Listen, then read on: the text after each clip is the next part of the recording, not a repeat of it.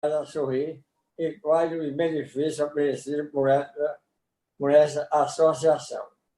Ao mesmo tempo, vamos conversar sobre as dificuldades que atingem as pessoas que nascem com a fissura lábio-palatina e os desafios da pandemia, principalmente para as pessoas que moram longe da região metropolitana do Recife e precisam vir ao IMIP para fazer seus tratamentos.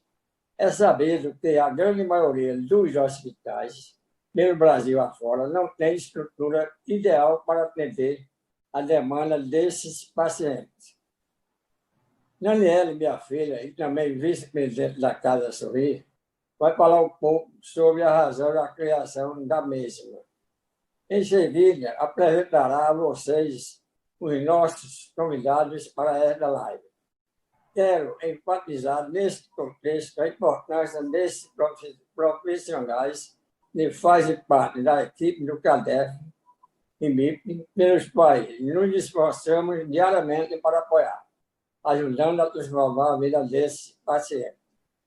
Tivemos como incentivadora dessa live a doutora Patrícia Balato, minha fonoaudióloga, há muitos anos, me ajudando dia após dia na transformação da minha voz. Aos nossos apoiadores e doadores, nossa gratidão, sem adesão deles ao nosso propósito, a Casa Sorrir não seria o que é hoje. Muito obrigado a todos e vou passar a palavra para a Daniele. Olá, boa noite. Vamos falar um pouquinho sobre a Casa Sorrir, né? A Casa Sorrir foi fundada há 2 anos e 7 meses pelo Instituto José Eduardo Mendonça. Nós somos uma instituição privada sem fins lucrativos, situada em Recife, Pernambuco, né? Nós fomos movidos por um propósito, né? Meu pai, ele nasceu com uma fissura submucosa do palato e ele descobriu isso tardiamente, ele descobriu isso com mais de 60 anos de idade e iniciou aí uma batalha para reabilitação, né? Na verdade, as pessoas perguntam, mas tanto tempo, por que demorou tanto para descobrir? E ele era o 9º filho de 10 numa cidade do interior de Sergipe. Então, imaginem que naquela época as coisas não eram muito fáceis, né?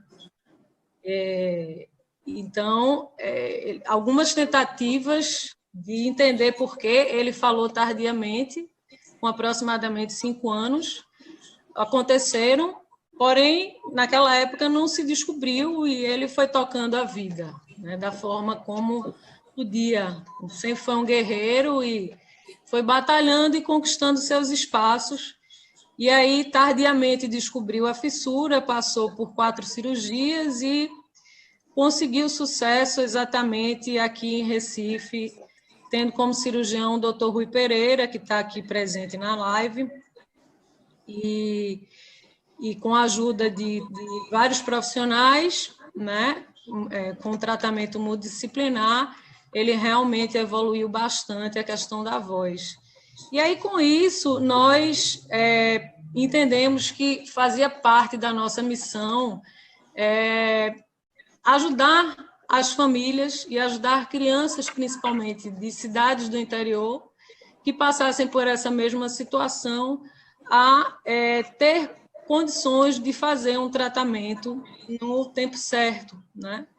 E que tempo certo é esse, né? Realmente as crianças iniciam seus tratamentos com 1 mês de idade, recém-nascidos, e vão aí geralmente a vida inteira até completar 21 anos, 22, 23, às vezes muito mais, para realmente conseguir sua reabilitação, e que é possível, né? É possível se reabilitar da fissura lábio-palatina.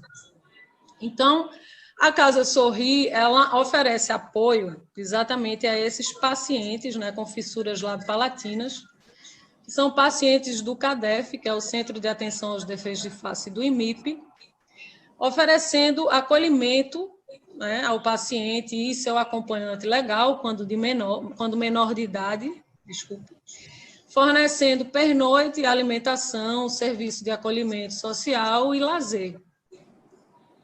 Então, essas famílias são famílias de baixo poder aquisitivo, provenientes, hoje, nós temos muito orgulho de dizer isso, que em 2 anos e 7 meses nós recebemos pacientes provenientes de 188 municípios do Norte e Nordeste e de 12 estados, né? Temos como missão servir como um lar temporário para essas pessoas. A gente chama de lar porque a gente quer realmente que elas se sintam em casa durante o tratamento. E todas elas, né, com fissuras lábio-palatinas, pacientes do CADEF, e especificamente, essa missão para a gente é muito clara, não é abrangente, ela é específica, oferecendo um local limpo, confortável e seguro, para que se sintam como em sua própria casa, reintegrando-se social e ambientalmente.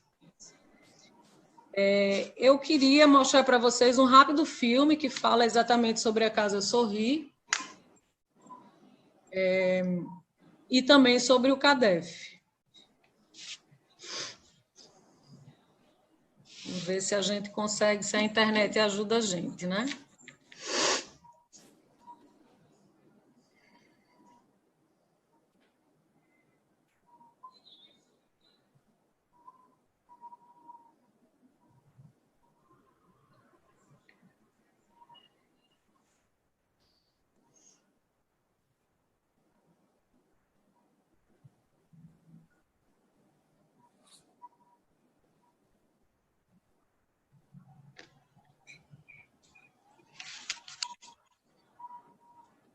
Será que a gente vai conseguir?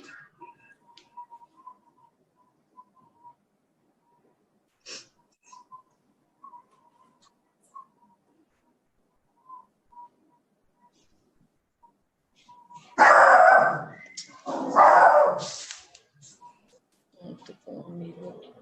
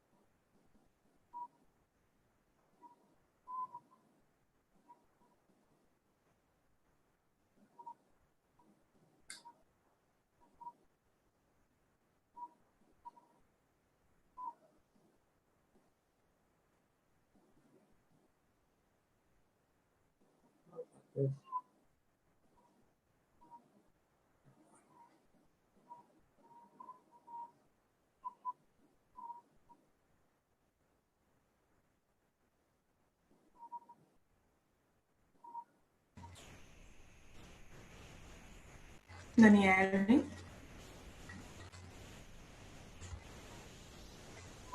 E escutar o vídeo. Vocês conseguiram ver, mas não escutar, né? Mas, de qualquer forma, esse vídeo ele está disponível no Facebook da Casa Sorri e no Instagram da Casa Sorri. Então, ele é rapidinho, quem tiver interesse pode entrar lá para ver, certo? A gente voltou a ver até acesso, pronto. Todos estão me escutando? Eu estou. Estamos Ótimo. sim, Dani. Pronto. Então, infelizmente não deu para a gente passar aqui, mas a imagem apareceu e quem quiser ver ele completo, mais uma vez, pode acessar o Instagram e o Facebook da Casa Sorrir. Lá fala exatamente um pouco sobre a nossa relação com o CADEF, né? E como é que mais ou menos as coisas funcionam. Então, eu gostaria, finalizando essa parte da minha fala, gostaria de agradecer a presença do nosso presidente, Eduardo Mendonça, e dos renomados profissionais que estão aqui conosco hoje e que compõem a equipe diagnóstica do CADEF. Dr. Rui Pereira, cirurgião plástico e coordenador do CADEF, doutora Dione do Vale, ortodontista, Micheline Coelho, fonoaudióloga, e Ana Patrícia Gouveia, a psicóloga. E gostaria de passar a palavra para o Dr. Rui Pereira e, em seguida, para os demais integrantes da equipe, na sequência, Micheline, Ana Patrícia e doutora Dione, para que falem um pouco sobre cada especialidade e possamos, posteriormente, fazer algumas perguntas do público. Algumas pessoas já mandaram essas perguntas anteriormente, mas quem tiver dúvidas pode mandar no chat também. Ok? Doutor Rui, a palavra está com o senhor.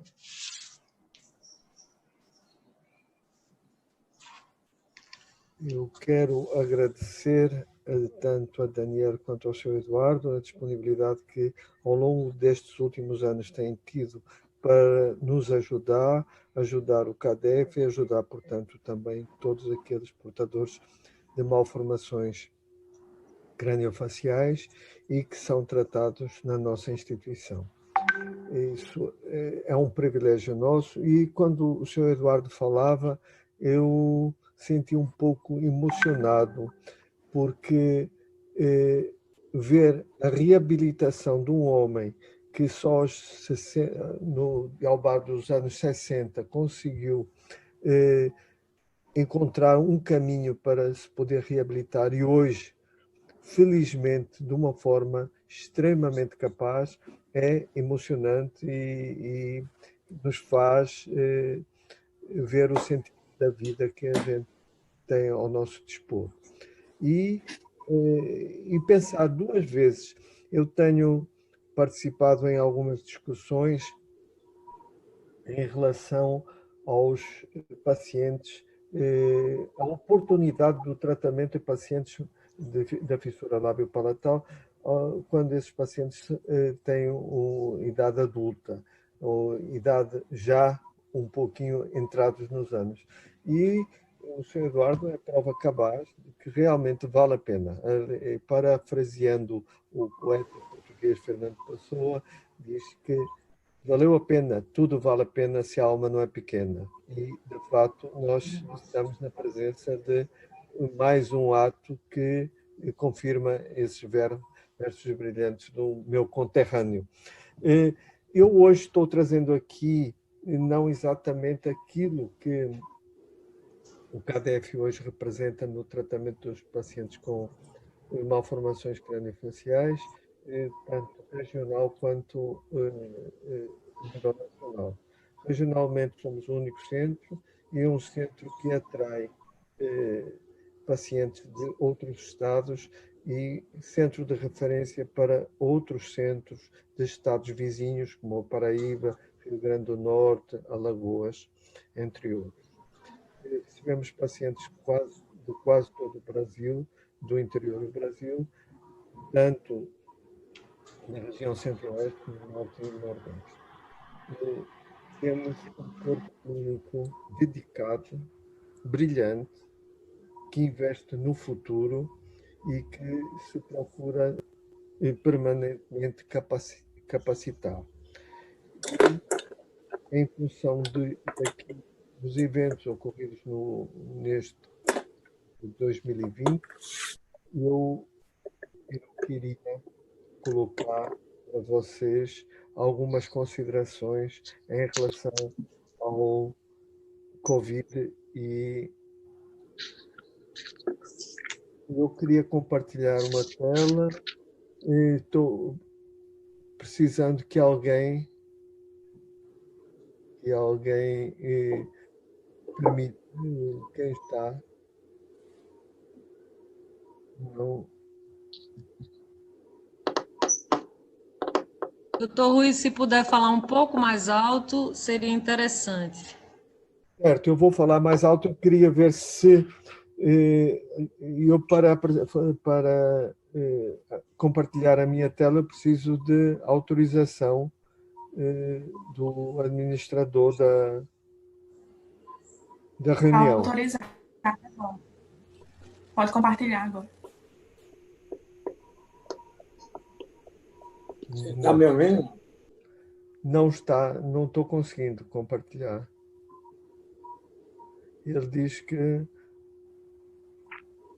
Mas nós estamos lhe ouvindo, né? bem, não vou me demorar mais, mas é porque eu tinha preparado uma pequena apresentação em multimídia, em PowerPoint, mas Já em está função autorizado não, aqui. Se quiser tentar de novo.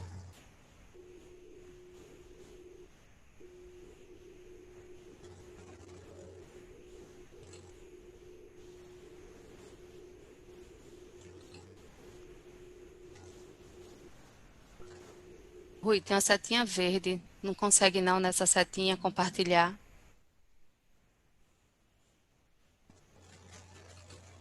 eu vou para lá e agora tá aparecendo? Não, só você. Não estou ouvindo ele. Vamos tentar pela última vez, senão não. Certo. O senhor vai em Share Screen, que é nessa setinha verde. Escolhe a tela que o senhor quer compartilhar. Nisso, o PowerPoint já tem que estar aberto no computador. Aí você Já seleciona o PowerPoint e coloca em Share de novo. Espera aí, abrir. Só um minuto, então. Se quiserem, para que não haja um intervalo de tempo muito grande enquanto eu preparo aqui isso, talvez fosse interessante abrir a palavra para a Micheline, ela vai falando enquanto eu termino aqui. Não sei se seria o ideal. Você Yes. vai... tente mais uma vez, Rui. Se não conseguir, a gente...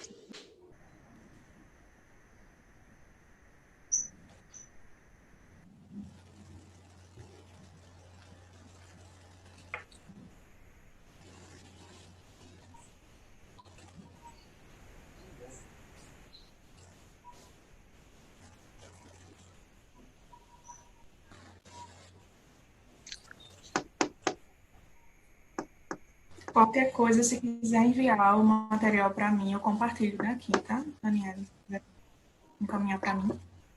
Vou encaminhar porque por e-mail. Sim, pode ser. Vou colocar aqui no chat.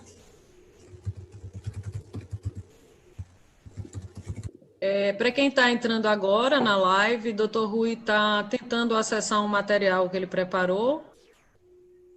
E muito interessante, seria importante que a gente conseguisse. Então, a gente está tentando mostrar para vocês, certo? Peço um pouquinho de paciência.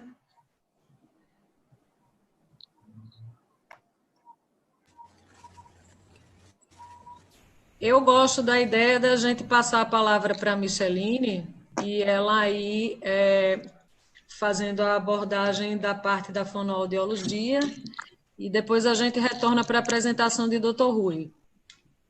Então, tudo bem. Bem, boa noite a todos. Né? Quero agradecer o convite, Daniela e Dr. Eduardo Mendonça, pelo convite dessa conversa que nós vamos ter aqui. Né? Falar do atendimento fonoaudiológico ao paciente com fissura lapalatina e outra anomalia craniofacial é a minha paixão. Acho que todos que me conhecem sabem desse amor que eu tenho por esse trabalho maravilhoso. E fazer parte dessa equipe é uma honra, não é? Porque nós, quando começamos só um pouco de historiar um pouco da minha vida profissional. Então, eu comecei como fonoaudióloga voluntária lá no IMIP, e que nem existia o CADEF, né? Então, depois de um tempo, nós montamos um projeto Multirão, associado ao IMIP, aos profissionais que estavam vinculados ao IMIP como voluntários. A doutora Dione também era voluntária, a Secretaria de Saúde e a Associação de Pais de Fissurados, e montamos um projeto Multirão, e que a partir daí a gente atendeu, a partir de 2002, né, nós atendemos juntos, eu, doutora Dione, doutor Rui, e agora Ana Patrícia, que faz parte da nossa equipe diagnóstica. Então, falar da fonoaudiologia, né, o fonoaudiólogo hoje, que é o profissional da comunicação humana, então a gente envolve toda essa dinâmica de comunicar, né? Então, a gente não só expressa a nossa comunicação através da fala, através da voz, mas através dos gestos, de toda uma comunicação corporal que nós temos. E quando se trata de falar de fissura, a comunicação da pessoa com fissura lapalatina, né, logo lembra a questão do estigma, né, da pessoa que não fala correto, né, da pessoa que fala fanhoso, e que é muito importante a gente entender que a fonoaudiologia ela começa lá desde a gestação, né?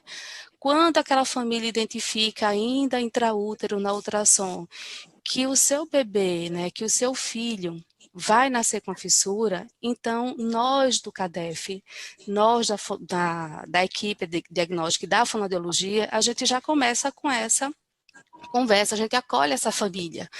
Por quê? Porque a primeira dúvida que a família tem é: será que eu vou conseguir alimentar meu filho? Será que ele vai conseguir mamar? Né? Depende do tipo de fissura que essa criança vai nascer. Então, a gente acolhe essa família e vai apoiando essa família na visão que ela vai ter e no apoio que ela vai ter da fonoaudiologia e de toda a equipe em relação à alimentação, não é? Então, muitas vezes, assim que nasce na maternidade, nós vamos fazer esse acompanhamento. Antes de tudo, nós somos uma equipe de 5 fonoaudiólogos, tá? Então, 2 fonoaudiólogas fazem todo um atendimento de bebês, mas todas nós fazemos todo um acompanhamento de todos os pacientes do CADEF.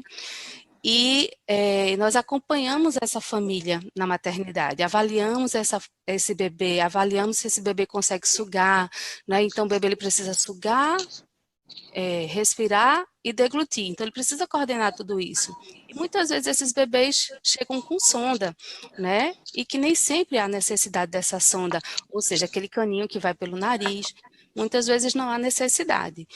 E o fonoaudiólogo vai avaliar essa função oral, essa coordenação, e a partir daí a gente consegue viabilizar uma alimentação segura, né? Essa alimentação segura pode ser através da amamentação, né? Quando ela é possível, tá? E de forma segura, para que a gente possa criar esse vínculo mãe-bebê. Ana Patrícia depois pode até falar sobre isso, não é? A gente precisa criar esse vínculo mãe-bebê, tá? Ou pela mamadeira de colher, ou pelo copinho. O ideal é que a gente estimule essa via de alimentação segura e que essa família possa oferecer esse alimento de maneira segura quando for para casa, não é? Não só quando está perto do fonoaudiólogo. E a partir daí, tem toda uma cronologia do acompanhamento fonoaudiológico. Então, a partir do momento que a gente tem essa estabilidade de uma alimentação segura, essa relação mãe-bebê é fundamental para o desenvolvimento da linguagem, dessa comunicação da criança futuramente, tá? Então, nesse processo do nosso protocolo, nós temos de 3 a 6 meses a cirurgia de lábio, né? E um mês após ele vai para a fonoaudiologia para poder fazer as orientações em relação à alimentação. Quando ele passa por esse processo, né, é importante a gente entender que a criança ela está sempre interagindo com o outro, né? Então, a criança com fissura, ela não é uma criança diferente de outras crianças. Ela tem o mesmo desenvolvimento de qualquer outra criança. Isso é fundamental para que as famílias entendam, não é? Isso. A diferença é que ela nasceu com uma malformação. e que isso tem correção, e que isso é possível ser feita a cirurgia e fazer a correção. Quando passa desse período no primeiro ano, a criança, ela começa a fazer os primeiros sonzinhos, tá? 6 meses, mais ou menos, ela começa a fazer os primeiros sonzinhos, e a partir de 9 meses, a gente chama do balbucio, ela começa a fazer, ela começa a identificar que ela consegue produzir o som, e aí a gente brinca de fechar o narizinho, ó, fechar, pá, pá, pá. Por quê? Porque ela vai entender que sai um som oral. O som oral são aqueles sons que são produzidos com a pressão do ar na boca, é o P de papai, o T de titia, C de casa. E o som nasal, o M de mamãe, N de neném, A de ninho. Então, esse primeiro ano de vida da criança é fundamental para que a gente possa estimular a fala dela, né? A partir daí, todo um processo de estímulo da linguagem, de estimulação da linguagem, dessa comunicação é fundamental. É importante a gente ter aqui uma diferença entre o que é fala e o que é voz. A fala, a gente articula os sons, né? A gente produz as consoantes, que são os fonemas, a gente tem a articulação desses sons. E a voz, cada um tem é a sua identidade, né? Então, o que é que caracteriza a voz da pessoa com fissura? Às vezes é aquela voz fanhosa, tá? Mas a fala, como é que eu vou tratar essa fala? Tá? Então, a partir dos 3 anos de idade, a criança, durante esse período, até 3 anos de idade, ela está aprendendo muita coisa. Então, conversar com a criança é fundamental. Dar o modelo correto, né? Ou seja, mamãe, exemplo, mamãe quer água, né? Ah, você quer água, filho? Então, a gente está sempre conversando com a criança, mas dando aquela palavra correta para ela. Então, toda essa dinâmica, a gente faz isso no serviço. Tá? A gente acompanha o bebê, desde o bebê até a fase adulta. Existe alterações na fala, que são específicas da pessoa com fissura, e que a gente precisa ter um pouco mais de atenção. Então, lá no serviço, eu faço avaliação da fala desses pacientes. A gente grava esses pacientes, né, numa repetição de frases, e que é muito importante essa gravação para que a gente possa ter o início do tratamento, durante o processo desse tratamento, após uma nova avaliação e lá no final da alta. Hoje, nós temos excelentes cirurgiões, está aqui o Dr. Rui como exemplo, né, eu acho que é o nosso mentor maior, né, e que nos move também por essa paixão que gostamos tanto de trabalhar com isso, com a fissura. E hoje a gente tem crianças com 4, 5 anos de idade que estão recebendo alta da fonoaudiologia porque tem um processo de produção de fala boa, que tem uma nasalidade boa, equilibrada. Então, isso é resultado de um trabalho da equipe, é um trabalho de profissionais que se especializam cada vez mais, né? E aí, toda essa dinâmica, ela vem acontecendo durante anos, mas aconteceu a pandemia, né? A partir de março, toda a nossa vida mudou, né? E a partir desse patamar de onde estávamos, né? De todo o acompanhamento fonoaudiológico, muitas vezes aqueles pacientes que são distantes, de municípios muito distantes, que viajam 12, 16 horas para poder vir para o acompanhamento, isso é fato. E com a pandemia, nós tivemos uma nova etapa da nossa vida, né? A pandemia fez com que a gente repensasse alguns pontos, e a fonoaudiologia, ela teve um ganho muito grande. Então, eu sempre digo que nós, fonoaudiólogos, nós éramos um fonoaudiólogo antes da pandemia, e agora nós somos um fonoaudiólogo diferente após pandemia. Por quê? Porque a gente se deparou com a situação. Como é que a gente vai atender o paciente? Todos os atendimentos foram suspensos, né? No cuidado da pessoa, no cuidado dessa pandemia. E a telefonoaudiologia, ela está presente, ela sempre esteve presente na fonoaudiologia, né? Ela tem uma resolução pelo Conselho Federal de Fonoaudiologia que nós podemos fazer o teleatendimento, a teleconsulta, a teleorientação. Mas agora ela ficou muito mais presente, né? Hoje nós fonoaudiólogos atendemos da nossa casa, né? Nós atendemos os nossos pacientes do CADEF e isso foi um ponto muito positivo, tá? Foi uma surpresa, ao mesmo tempo, primeiro porque nós fonoaudiólogos, nós não estávamos habituados a essa tecnologia e tivemos que nos reaprender, né, a nos reinventar. E a partir do momento que a gente só tem uma tela, né, a gente só tem a tela do nosso computador, e a partir daí, que estratégias eu vou estar utilizando para chamar a atenção desse paciente? Quer falar, Rui? Está pronta a minha apresentação, que inclusive dará depois sequência, você deverá dar sequência exatamente nesse tema. Então tá. Então eu vou ficando por aqui e ele vai dando continuidade para a gente voltar.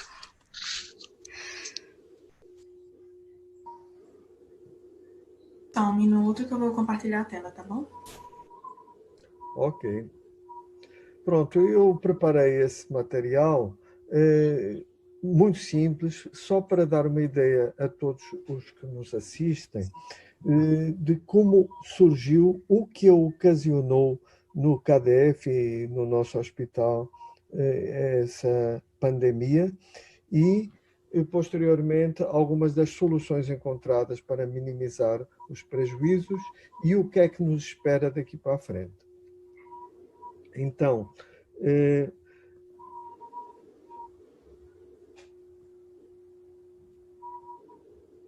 precisaria que me desse, Yandra, que me desse isso. Pronto. Existe um botãozinho para maximizar a tela. Eu não tenho acesso daqui. Será que você tem? Porque como eu que estou compartilhando, aí eu que vou ter os comandos. Quando o senhor quiser passar ou fazer alguma coisa, aí o senhor vai me avisando que eu vou passando, tá bom? Ok, tá ótimo. Então, como sabem, a pandemia foi decretada, do Covid-19, foi decretada no dia 11 de março de 2020. Isso levou a que a Secretaria de Saúde do Estado de Pernambuco, como outras secretarias de outros estados e tudo sob a supervisão do então Ministro da Saúde, do então equipe que comandava o Ministério da Saúde, foi editada uma portaria em 25 de março que determinava que fossem fechados todos os hospitais para a realização de cirurgias eletivas, consultas e procedimentos diagnósticos, o que afetou bastante a nossa atividade. A seguir, próxima. Próximo, Yandra. O que é que isso ocasionou no funcionamento da nossa instituição? Do nosso centro, a suspensão das cirurgias eletivas que já tinham sido programadas e que, em função da altíssima demanda que nós tínhamos cirurgias já marcadas para quase um ano inteiro. Então, em cerca de mais ou menos 230 cirurgias que já estavam marcadas e que foram suspensas. Foram realizadas algumas cirurgias de emergência, cirurgias em que não era possível adiar, ou pacientes apresentavam algum tipo de complicação, como os pacientes com Pierre-Robin, que é aquela doença que os pacientes não conseguem respirar, e isso foi realizado mesmo na ocorrência da pandemia do Covid. E continuamos a atender os pós-operatórios dos pacientes que requeriam cuidados mais próximos. Isso foi durante o ano, quase todo o período da Covid-19, a pandemia, antes da nova portaria que levantou algumas restrições. Próxima. Também tivemos a suspensão da maioria dos procedimentos nas várias especialidades odontológicas, embora a doutora Dione tivesse ainda prestado algum tipo de assistência a pacientes que surgiam no CADEF necessitando de cuidados mais urgentes. E a suspensão das atividades ambulatoriais da fonoaudiologia e da psicologia e suspensão parcial das atividades de enfermagem e serviço social. Próxima.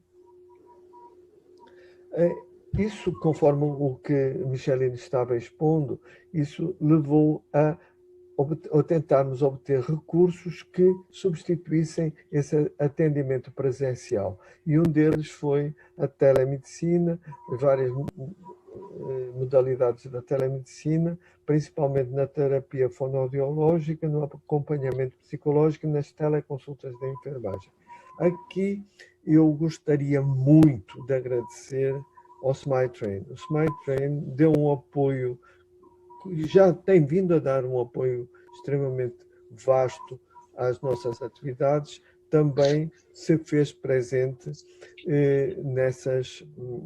tanto no financiamento quanto no assessoramento dessas atividades, que a partir de então, a partir de março, os nossos pacientes tiveram acesso a esse tipo de tratamento. Próxima.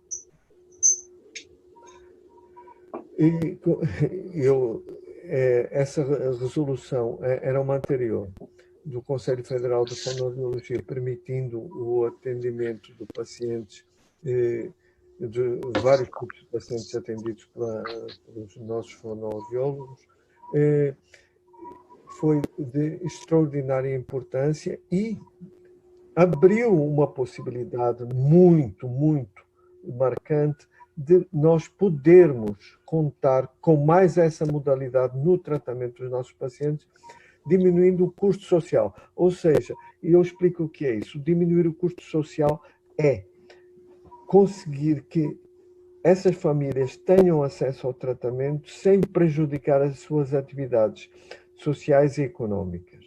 E vamos trabalhar nisso, porque o que eu tenho ouvido de todas as nossas fonoaudiólogas é que é um tratamento que tem vindo a dar certo, é um tratamento que permite um acompanhamento mais próximo dos pacientes e provavelmente com uma resolutividade maior dos problemas apresentados por estes nossos pacientes.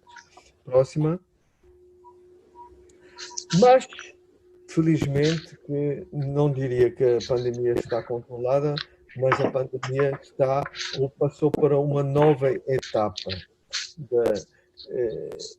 E essa etapa nova permitiu que muitas UTIs fossem fechadas e disponibilizasse, portanto, para os nossos pacientes a possibilidade de terem acesso novamente às cirurgias e outros tratamentos.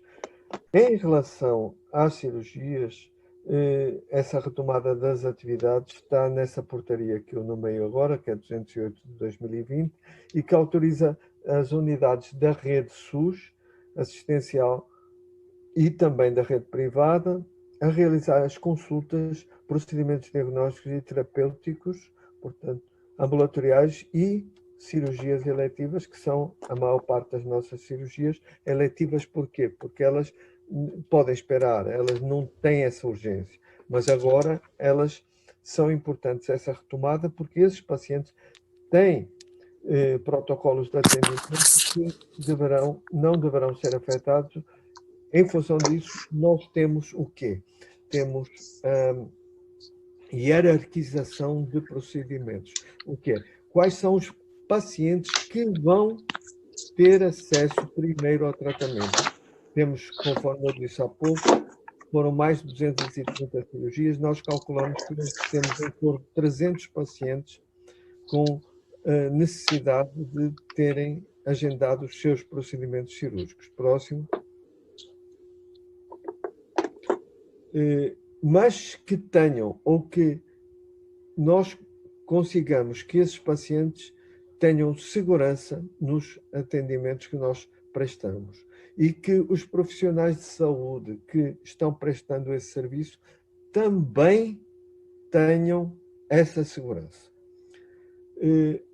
que esse tipo de procedimento, esses procedimentos cirúrgicos e clínicos, eles não aumentem a disseminação, não espalhem essa pandemia, essa doença para pessoas ou para grupos sociais que ainda não tenham sido afetados por ela. Próxima.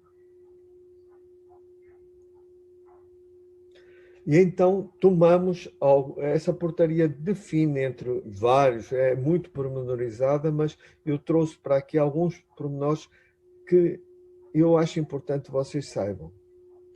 E saibam porquê. Porque não é exigência descabida nossa, por exemplo, que os pacientes fiquem separados de 1,5 metro, 1,5 metro. Nós preparamos as nossas salas para esse tipo de distanciamento, porque sabemos, temos a evidente noção que esse afastamento previne que a doença se dissemine, porque, como falar, espirrar, examinar os nossos pacientes, nós examinamos basicamente a cavidade oral, então a possibilidade de sermos contaminados e contaminarmos outros é muito grande. Por isso, essa necessidade de termos esses cuidados. Limitar a um acompanhamento por paciente. Nós não, pode ser o pai, pode ser a mãe, pode ser a avó, não interessa. O que não pode é ter, infelizmente, o que nós permitíamos antigamente, que era, e achávamos até bom, e a Ana Patrícia provavelmente ela vai concordar comigo, que toda a família estivesse envolvida no tratamento. E deve continuar. Agora, esse envolvimento presencial é que tem que ser restringido. Tem que ser só uma pessoa que vá acompanhando essa criança. Temos também, e isso é uma determinação que vem dessa portaria, é que não devem todos os pacientes nem chegar ao mesmo tempo. Então, tem a hora marcada. Essa hora, não chegar antes, não vai ter acesso. O paciente tem uma hora marcada e essa hora marcada, lá embaixo, na portaria que hoje a instituição tem no térreo, só vai permitir que o paciente suba quando for a sua hora marcada. Antes disso, não. Próxima. Vamos providenciar, já providenciamos, que os pacientes e acompanhantes tenham acesso ao gel para a limpeza das mãos, álcool gel para a limpeza das mãos ao entrar e sair do ambulatório. Também, e embora não seja ruim para a instituição, os ar-condicionados são incentivados a não ser ligados, e que no tempo, estamos numa altura do ano que isso não se faz extremamente necessário. Então, felizmente, para todos nós, há uma possibilidade de não serem usados ar-condicionados e deixarmos as janelas abertas para poder arejar o ambiente de uma forma mais natural e, portanto, prevenindo também a transmissão. E aquilo que eu falei há pouco e que Michelino depois irá explicitar, e assim Ana Patrícia também. Vamos manter, por enquanto, esse teleatendimento e avaliar se esse teleatendimento ele deverá ser prolongado pelo resto, pelo restante do tempo de tratamento. Vamos ter fonoaudiólogas também presenciais no centro, mas vamos manter o atendimento, o teleatendimento. Eu acho que foi uma grande conquista, que nós tivemos na decorrência desta pandemia. Próximo. As cirurgias a serem programadas, temos, conforme eu disse há pouco, mais de 300 cirurgias para serem programadas.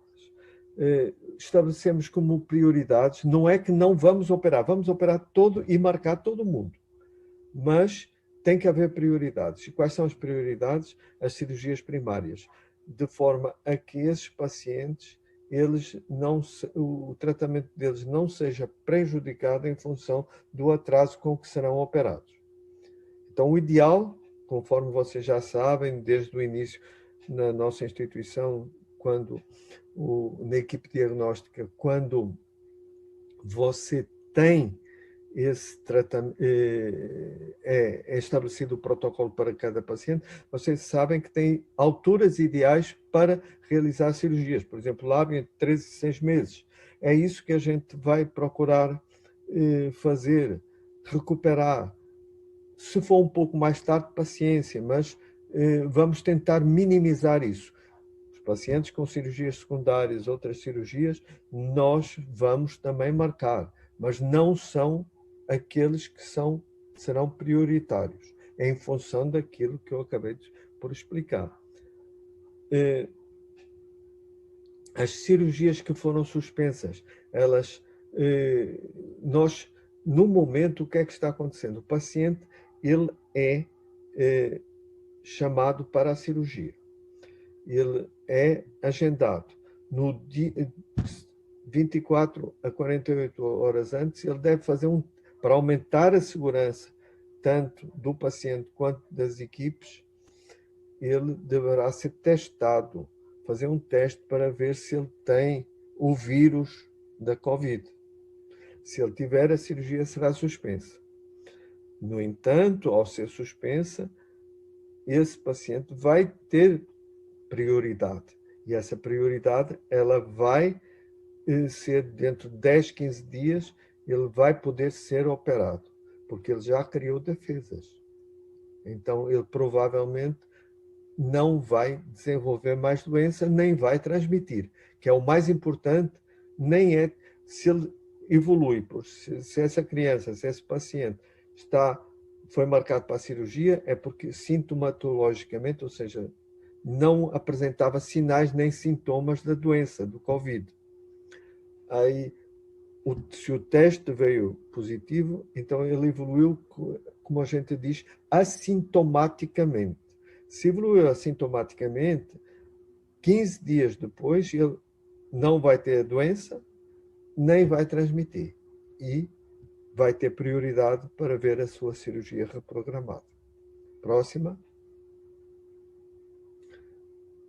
Avaliação, então, e consultas, principalmente da equipe diagnóstica, ela é de marcação prévia. Ao início, nós estamos restringindo o número de pacientes a serem atendidos, porque ainda a fase da pandemia ainda é grande, ainda tem muito paciente infectado. Então, temos que controlar melhor a quantidade de pacientes que se apresentam na nossa instituição. Então, deverão ser todos fazer marcação prévia, exceto aquelas urgências. As urgências, a gente vai continuar atendendo de forma sem marcação prévia. Mas os restantes, aqueles que podem marcar, que devem marcar, terão que marcar previamente, e durante esta live vocês poderão ter acesso até a um celular que poderão fazer pelo WhatsApp. Esse limite de atendimento para a equipe diagnóstica é 4 pacientes novos, portanto, para registrar, mais 4 pacientes de seguimento, em hora marcada e só com um acompanhante. Próximo. Nos procedimentos pré-operatórios, deverá continuar sendo feita a consulta pré-anestésica, que será avaliado ao escutar o paciente, ver os seus exames, será coletada a secreção da orofaringe para fazer o PCR entre 48 a 72 horas antes da cirurgia. Pedimos a todos os pacientes e suas famílias para que entre a data da coleta da secreção na orofaringe para ser testado até à cirurgia, não saiam na rua, se restringam em casa, de tal forma que diminua o risco de contraírem doença. E para a cirurgia, novamente, só será admitido um acompanhante. Próximo. As enfermarias foram remodeladas, os leitos diminuíram o número de leitos para que se respeite as distâncias. A liberação, o paciente só subirá para internamento quando for verificado que o seu teste deu negativo, e também aqui, para que nós possamos executar a limpeza adequada das salas cirúrgicas. Portanto, isso diminuiu a velocidade com que um paciente é trocado por outro na sala de cirurgia. Então, neste momento, cada cirurgião operará no máximo 2 pacientes por expediente cirúrgico. Próximo. Então, era isso basicamente que eu tinha para falar em relação à cirurgia e à equipe diagnóstica. Eu vou passar novamente a palavra para Micheline. Ela irá, portanto, falar agora do teleatendimento que estão executando na fonoaudiologia e depois a sequência normal.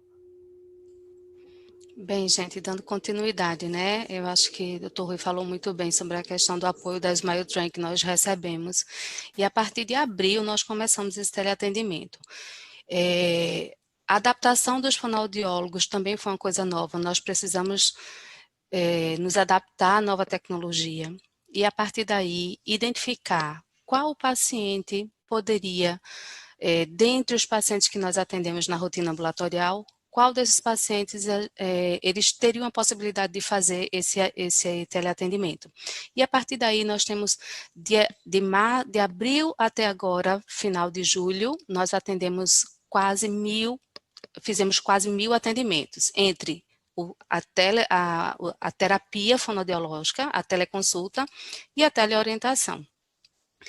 É muito importante a gente deixar bem claro que qualquer atendimento, né, de teleconsulta, de teleatendimento ou de orientação, a fonoaudiologia ela também respeita o Código de Ética, né, e da resolução do Conselho Federal de Fonoaudiologia, onde a gente prima pela privacidade, pelo sigilo profissional, né? Então, nós orientamos todos os nossos pacientes que é estabelecido um horário fixo, um dia fixo para o atendimento.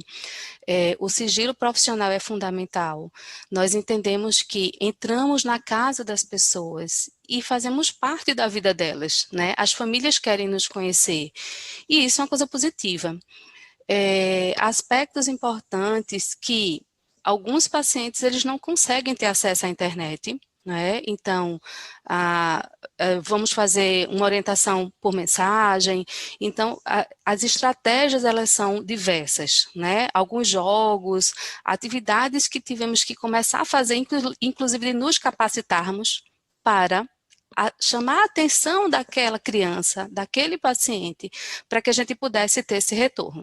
Então, a receptividade dos pacientes, isso o relato da nossa experiência, é uma experiência muito positiva, o teleatendimento, e acredito que a gente vai permanecer, porque tem paciente que hoje está quase próximo da alta fonoaudiológica, desse tempo que nós começamos a fazer esse trabalho. Isso é para nos deixar muito feliz, né? Outros a gente vai continuar. Então, nesse retorno, como o Dr. Rui falou, o ambulatório da fonoaudiologia, ela está disponibilizando todos os dias da semana, tem um fonoaudiólogo de plantão, tá? E que nós vamos ligar para os pacientes, para que esses pacientes retornem de acordo com o protocolo estabelecido pelo hospital, né, tomando todos os cuidados para proteger os nossos pacientes e as famílias, né, e a partir daí como é que a gente vai poder fazer esse atendimento ambulatorial? Então, vamos ligar para os pacientes, mas os pacientes também podem entrar em contato com o CADEF, não é? Através do telefone do PABX 21 22 4100 e o ramal do nosso serviço do CADEF é o 4319. Pode também enviar um e-mail, né, cadef@imip.org.br, que Cristina, que é a nossa coordenadora administrativa, ela vai receber e vai reorganizar os atendimentos, tá? Eu vou ficando por aqui, né, porque eu acho que Ana Patrícia e Dione precisam também repassar toda essa experiência, e depois a gente retorna para conversar um pouco mais.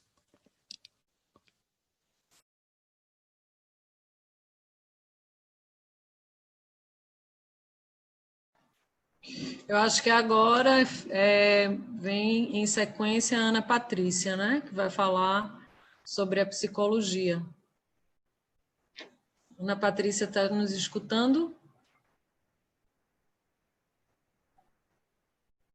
Voltou. Acho que... Oi, Dani. Foi minha imagem que foi? deu uma congelada aqui. E aí eu estava tentando voltar. Bem, oi. Dani, seu microfone está desligado agora. Está desligado, Dani. A gente está querendo muito lhe escutar nessa época de pandemia, né? É verdade. Muita gente tem acessado as informações enquanto profissional, enquanto psicóloga. Meu nome é Ana Patrícia, eu sou a psicóloga do CADEF, né, porque eu sou única no grupo, na equipe toda, enquanto as fonos têm mais de uma, tem 5, a parte de odonto também, né, e de orto, e de cirurgiões.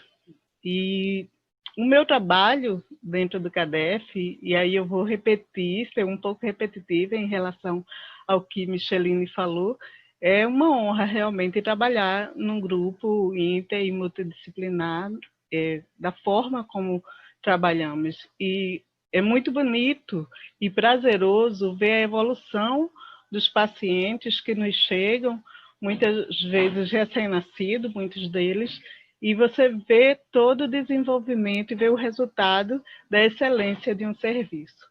Então, é com muito prazer que se trabalha lá, e eu sinto isso em toda a equipe, né? Quando fazemos nossas trocas sobre o desenvolvimento que esse trabalho tem.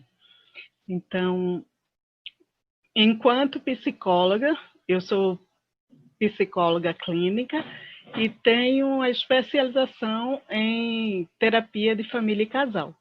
E os pacientes que me chegam no CADEF são de todas as idades, né? Desde o recém-nascido, na qual a gente faz uma psicoeducação junto com a família, mas também é um processo terapêutico. É um processo terapêutico na ressignificação desse bebê que foi idealizado, que foi desejado, que foi pensado de várias formas e, de repente, são surpreendidos por uma malformação e de diferentes formas, porque o CADEF ele abrange outras para além da fissura, né? Mas, nesse caso da fissura, é uma marca que traz vários sentidos e vários significados a partir daquilo que a família nos traz, ou a partir do que o próprio paciente que tem a fissura nos traz, né? Nós exercemos uma escuta acolhedora, mas uma escuta também de uma ressignificação de sentido para essa imagem, para essa autoestima e para essa forma de ser no mundo. Porque cada um vai se olhar no mundo de uma maneira, né, única. Mas aquilo que o outro, que o social, implica nessa imagem em mim, se não estiver bem estruturada sobre a significância de um tratamento que é um investimento, né? E esse investimento começa desde essa primeira infância, desse ser recém-nascido que está ainda não se descobriu, gente, ainda não se descobriu o indivíduo no mundo, ele é parte do corpo da mãe, do pai, cheio das referências, né, sem nenhuma identidade própria, mas sendo construída. E aí, essa escuta acolhedora para esse recém-nascido, que também é para ele, porque nós chamamos ele pelo nome, pedimos à família para identificá-lo pelo nome, né, compartilhamos com a família desse momento e acolhemos a tristeza e investimos na potência que a família tem para suportar todo o processo que vai ser o tratamento. Então, o processo para preparação das primeiras cirurgias, o processo de recuperação das cirurgias, o processo de espera das próximas cirurgias que virão naqueles que necessitarem para as cirurgias subsequentes, que no caso, para quem tem a fissura de palato, né? E todo o acompanhamento ortodôntico que virá, e é um tratamento longo. Então, essa escuta é a escuta primordial, é a escuta de deixar o outro se identificar e se fortalecer enquanto indivíduo, e ele não ser apenas a marca do estigma que a fissura muitas vezes traz, mas ele ser Maria, João, Ana, tem muitas vitórias, né? Então, ele ser aquele ser para qual ele veio. E aí a gente, dentro dessa potência de existência, a gente trabalha junto com a família para vincular ela ao tratamento que vai fazer com que essa estrutura, né, de identidade seja para além da fissura, que seja um cuidado com a vida, um investimento para o futuro, que seja um investimento para uma qualidade de vida que o tratamento, que o CADEF promove, né, enquanto saúde para o futuro de todos eles. Então, se chega a pessoa, o indivíduo que já é adulto e nunca fez o tratamento, nós vamos acolhê-lo e tentar entender a história desse indivíduo, desse sujeito, tentar entender quais foram as bases da qual ele se estruturou, e muitas vezes foram traumáticas, porque a sociedade ela tem um movimento perverso do bullying e de outras formas, né, de baixar a autoestima com essa pessoa.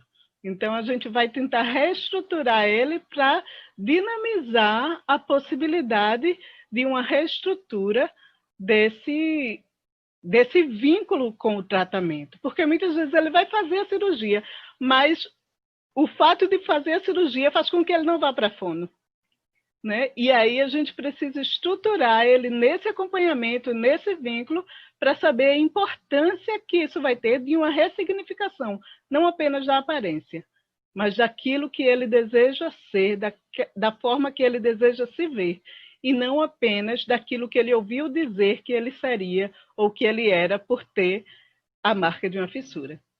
Né? Então, a gente tenta trabalhar sempre a partir da escuta da história do sujeito.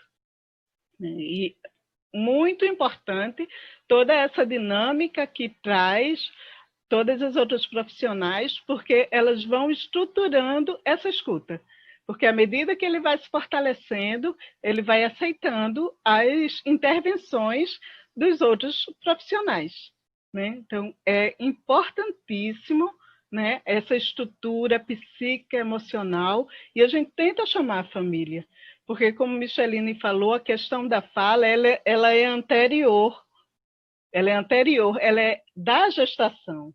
Então, há coisas que ficam impressas, né, desde a gestação, do contato na formação.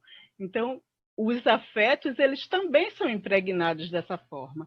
A forma do desejo, né, e também todas as outras relações pós o nascimento e quando o bebê vem com a fissura, seja de que ordem for essa fissura. Né? Então, é estabelecido um vínculo não apenas com o profissional dentro da escuta. A gente trabalha o vínculo também com o serviço, com a multidisciplinaridade para que ela seja o mais positiva possível para a vida e para a saúde desse paciente, desse indivíduo, desse usuário, né, qual frequenta os serviços do IMIP, do CADEF, né, de uma forma bem ampla, porque ele vai andar entre os corredores, ele vai chegar às salas de cirurgia, né, e muitas vezes preparar ele para esse contato com todas essas pessoas, né, que nem sempre vão ali para escutá-lo, mas que vão ali para executar um serviço, e precisa que ele sinta a empatia a partir de algum lado, né? Porque de alguns cirurgiões eles vão estar pontualmente, mas da maioria dos outros serviços, como a fono, como a orto,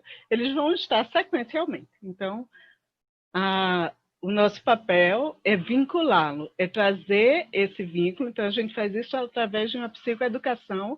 E como a psicoterapia ela não é forçada, ela é voluntária, ela é um ato voluntário do desejo, do âmbito do desejo. Então, nós colocamos diante do paciente quando vemos a necessidade, e aí ele escolhe se integrar ou não no processo de psicoterapia. Então, ele está ali à disposição como um plus nesse serviço, mas ele não é obrigatório, ele é voluntário. E aí, durante essa pandemia, e aí a pandemia é uma situação extremamente crítica, mas a crise ela traz a possibilidade, a potência de criatividade de cada profissional. E aí ela veio nos forçar a ser criativos, né? À medida da demanda. Claro que Dione e Dr. Rui não tem como fazer, quer dizer, Dr. Rui ainda tem, a tecnologia ainda em alguns casos, não sei se na futuro, mas em alguns casos ela consegue fazer sem tocar no paciente, né, Dr. Rui? Mas Dione não consegue fazer um tratamento ortodôntico à distância ainda, né? É tudo muito próximo, muito manual. Então, precisa estar presente. Mas eu, Micheline e as outras fonos, nós tivemos de nos adequar e usar da criatividade para trazer esse vínculo. Então, quando surgiu a possibilidade dos atendimentos em abril, eu mantive a agenda de abril. Eu liguei, da mesma forma que os pacientes estavam marcados, eu ligava todos os dias para aquela agenda, né, até que eu conseguisse estabelecer a prioridade da psicoterapia. E aí, hoje, a demanda que surge para o atendimento, né, seja para uma orientação, eu faço uma outra marcação paralela ao processo de psicoterapia que já tem seu horário fixo. Então, aqueles que têm a psicoterapia já vinculada, já dentro do acompanhamento, eles têm seu horário marcado. E o atendimento para uma orientação, ele está sendo adequado aos intervalos, né, que se tem e a dias possíveis para ligar para o paciente e dar o suporte que ele necessita. Então, essa possibilidade foi dada diante de uma crise. A pandemia, eu não sei ainda quanto tempo eu tenho, mas... A gente está já assim, bem adiantado no tempo. Se a gente pudesse resumir, porque estão surgindo muitas perguntas interessantes à medida que vocês vão falando. Além de diversos elogios, todos os pacientes morrendo de saudade de Micheline, morrendo de saudade das demais fonos. 1000 elogios para o Dr. Rui, as pessoas sentindo falta também da sessão presencial, né, psicológica. Mas tem algumas perguntas bem interessantes que eu acho que a gente pode deixar um espaçozinho no final para isso. Certo. Eu queria só falar uma coisa sobre a pandemia. A pandemia, ela fez uma contenção social. E o que é que essa contenção social causa? Ela causa o afastamento de tudo que era afeto, de todas as ligações de afeto. E quando ela vem e rompe com isso, ela causa um luto. Ela causa um luto e uma sensação de desamparo social. Então, muitas vezes, isso veio a repercutir nos nossos atendimentos. por essas faltas. Então, a gente pensar nas consequências e muitas coisas que vão surgir como sintomas desse luto, desse desamparo que se dá com quadros de ansiedade e outras patologias. Ok? Muito obrigada. Fica para as perguntas agora. Não, agora a gente vai ouvir a doutora Dione, né? Está faltando Isso, ela. é verdade. E depois, no final, a gente faz aí as perguntas que estão bem interessantes. Mas eu acho que está muito bom até o momento, está bem explicativo. Algumas perguntas que eram minhas, por exemplo, eu acho que eu não vou precisar mais fazer, que vocês já responderam. Mas, assim, tem muitas famílias de pacientes com algumas dúvidas que eu acho que vale a pena a gente esclarecer. Doutora Dione. Obrigada, Ana Patrícia. Pronto, boa noite a todos. Agradecer a presença de todo mundo que está nos ouvindo, né? E principalmente agradecer ao senhor Eduardo e à Daniele Mendonça pela atividade deles em conjunto com a gente. A Casa Sorri tem sido extremamente importante na nossa vida nesses últimos quase 3 anos.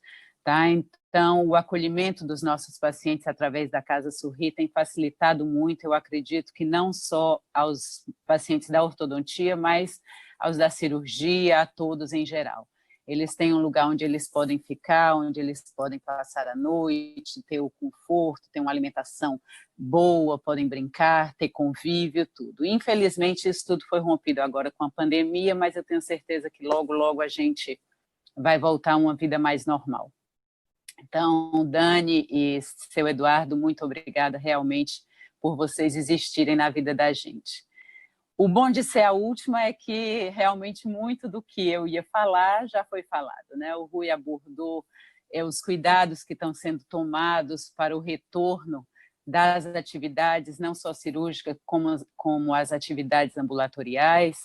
A Micheline falou um pouco da nossa história, né? Desde quando, em 2002, foi fundado, mas mesmo antes disso, nós já trabalhávamos no IMIP de forma voluntária, né, no atendimento aos pacientes portadores com fissuras de face, né, e más formações faciais.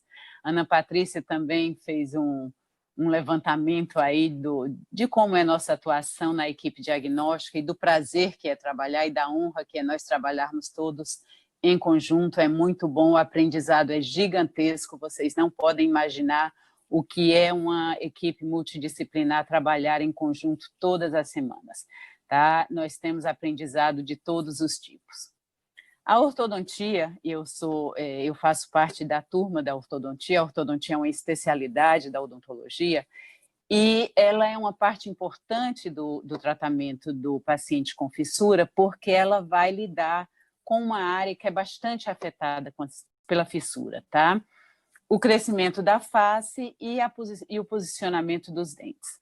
Agora, eu fiquei por último, não é por acaso, é porque realmente, embora os pacientes eles sejam atendidos pela odontologia já num momento muito precoce, os bebês são encaminhados para orientação de higiene e para controle de cárie e tratamento, o acompanhamento da criança, né, durante toda a fase do tratamento, a ortodontia só vai realmente ter acesso, ter um contato com o paciente a partir dos 8 anos de idade, tá? Como eu faço parte da equipe diagnóstica, eu tenho um contato com o paciente logo que ele entra no CADEF. Mas as outras profissionais, e nós somos em 6 profissionais, nós vamos iniciar o tratamento no nosso paciente a partir dos 8 anos, tá? O objetivo do tratamento é realmente aquilo que eu já falei, que é guiar o crescimento facial e fazer o tratamento da parte dentária, corrigindo as más posições dentárias. A face é muito afetada, não só pela presença da fissura, mas também como resultado das cirurgias, pela própria pressão que as cicatrizes vão exercer nessa face. Existe uma tendência de um crescimento menor da parte superior, ou seja, da maxila dos pacientes. Então, a ortodontia entra aí para equilibrar esse crescimento e para posicionar esses dentes. Então, basicamente, sem querer entrar muito aprofundado nisso, tá? A partir dos 8 anos, nós iniciamos esse tipo de tratamento e, dependendo de como evolui esse caso, nós vamos ter um tratamento que vai aí demorar até os 12, 13 anos, ou então até muito mais tardiamente, quando é necessária a cirurgia ortognática para uma correção dessa discrepância óssea, esquelética que ocorre na face.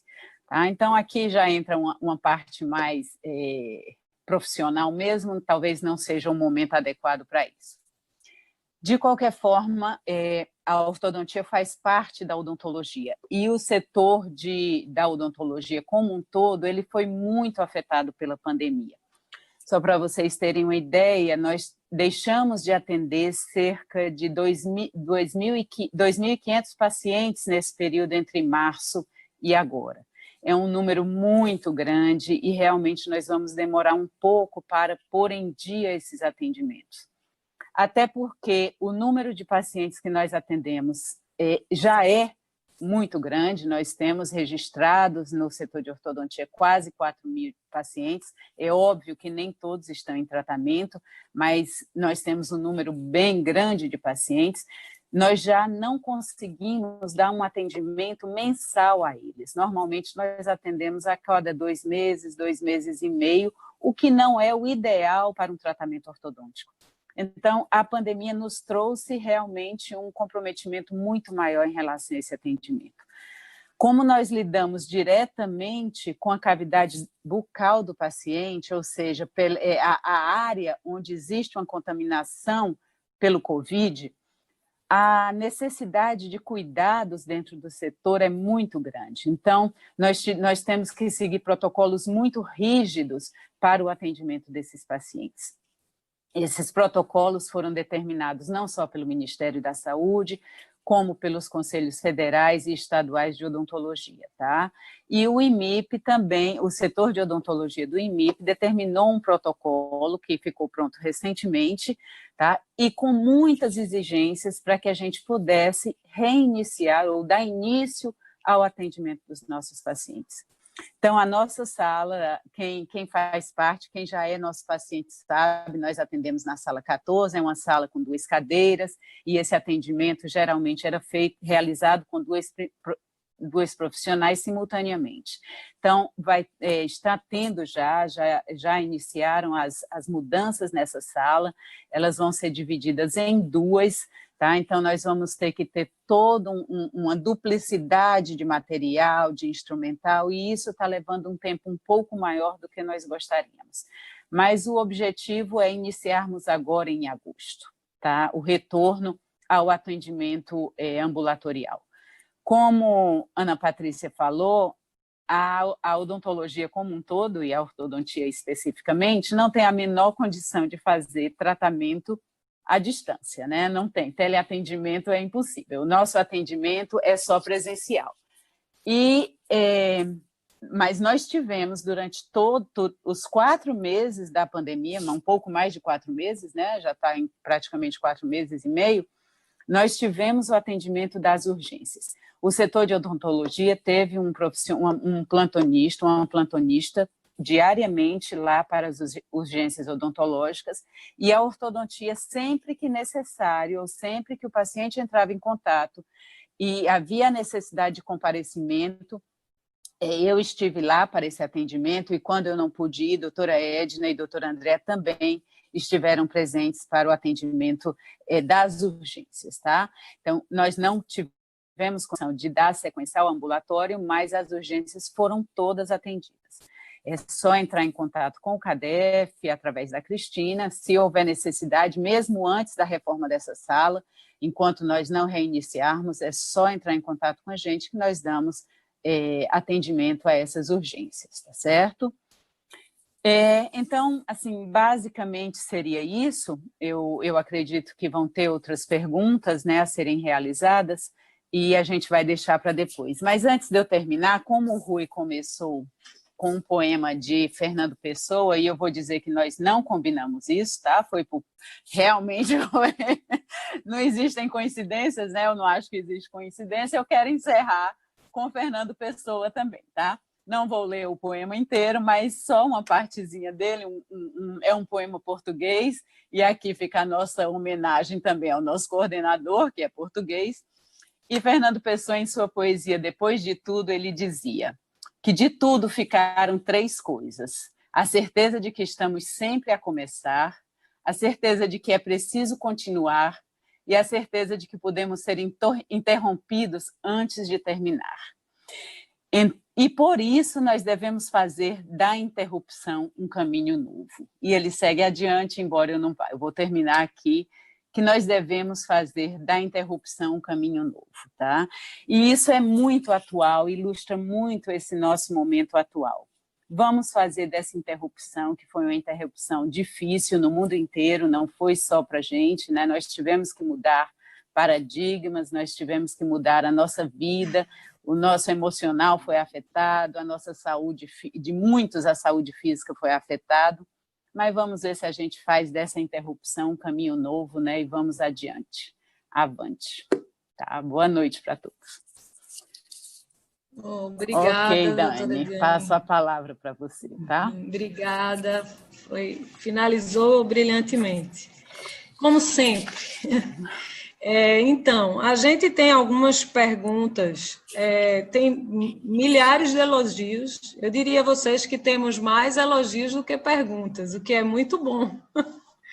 Mas vai estar tudo registrado no chat e depois vocês vão ter acesso a todos os elogios que foram feitos, às vezes individualmente para cada profissional e muitas vezes para a equipe como um todo. E então, depois vai ser interessante que vocês leiam. Mas, basicamente, o que os pacientes estão angustiados, né?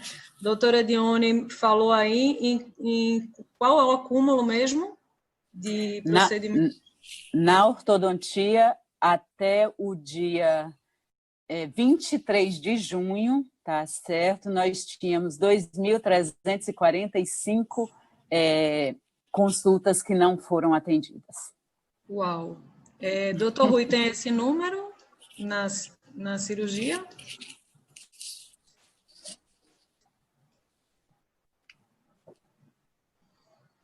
Está mudo. Rui, o microfone.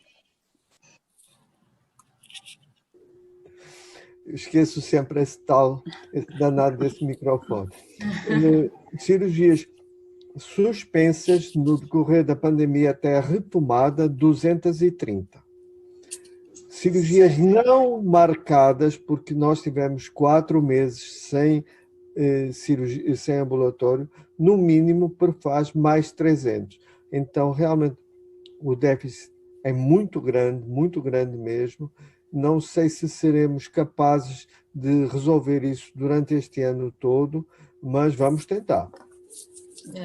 Na verdade, a gente quer deixar muito claro aqui, né, para todas as famílias e de pacientes e pacientes também, que esse acúmulo, essa interrupção, na verdade, não foi uma interrupção do CADEF, né?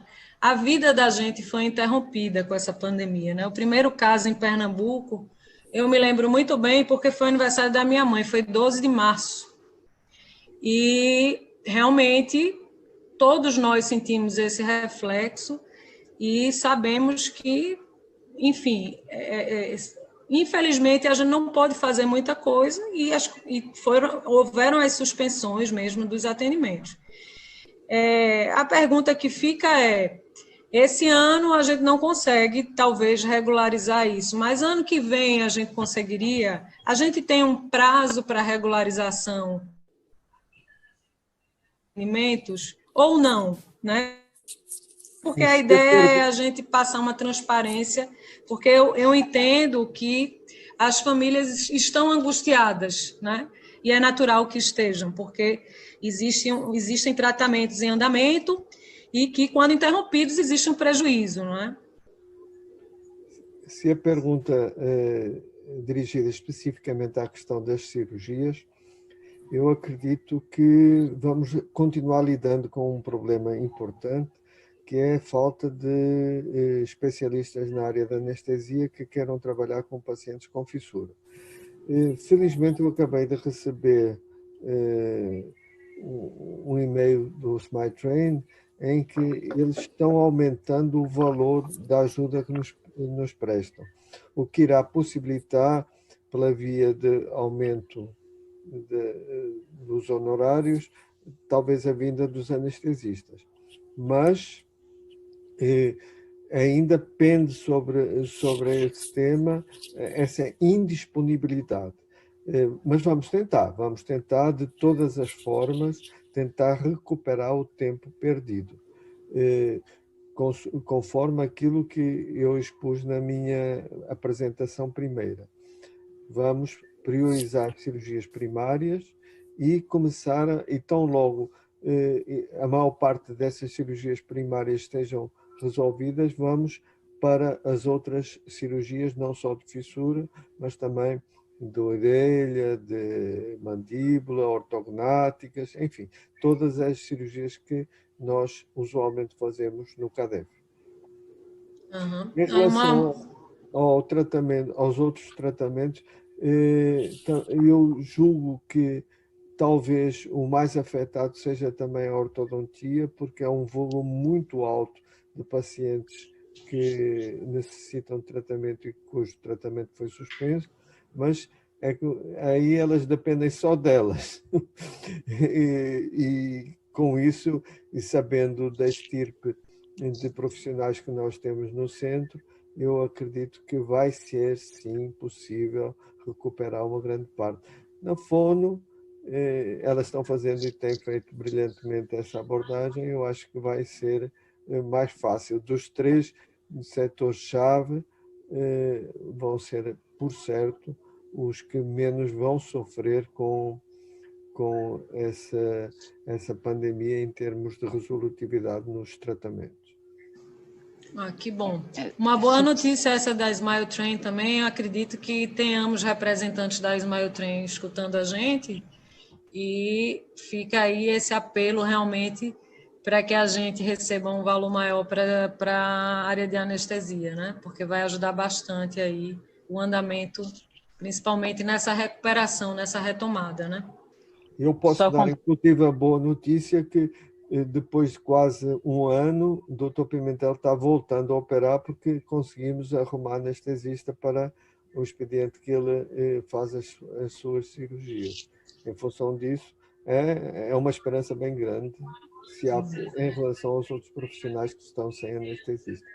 E também uma anestesista que estava em licença de maternidade voltou, possibilitando assim também 3 ou 4 expedientes cirúrgicos que ela fazia e que vai ser possível repor. Então, acho que, pelo menos, nós temos mais 40% dos nossos horários recobertos novamente. Eu tenho uma pergunta aqui bem específica, mas eu achei importante. Ela é de Elizabeth Nascimento. Ela fala assim: meu irmão fez uma cirurgia de fechamento de fístula há 3 meses e ele ainda está com os pontos na boca. E já procuramos várias clínicas em Natal e nenhuma consegue tirar. Num caso desse, qual o procedimento? 3 meses não pode ser. 3 meses a gente estava já está há mais tempo, né? Está um pouquinho a mais. Acho estranho, porque quase todos os cirurgiões do serviço fazem as suturas com fio absorvível, fio que cai, que o organismo absorve. Nesse caso, talvez seja interessante, Elizabeth, você tentar fazer uma fotografia, mandar para a gente, e o nome completo eu vou pedir para você também mandar via chat, para que a gente possa ver a descrição cirúrgica e ver que fio foi usado. Se não conseguirmos resolver desse jeito, talvez só a sua vinda que possa resolver. Mas acho estranho. Eu citei essa pergunta que foi bem específica, né? Que provavelmente ela errou aí na data, realmente. Mas, assim, resumindo, eu estava lendo aqui, são muitas perguntas, mas resumindo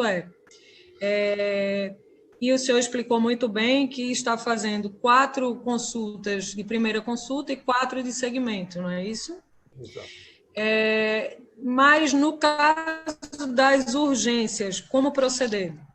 De uma maneira geral, independente da situação. Repare, fica sempre aquela situação meio difícil de analisar, porque o que às vezes é uma urgência para um paciente não é uma urgência para nós. E se nós abrirmos demasiado, vamos ter problemas em relação à segurança no ambulatório.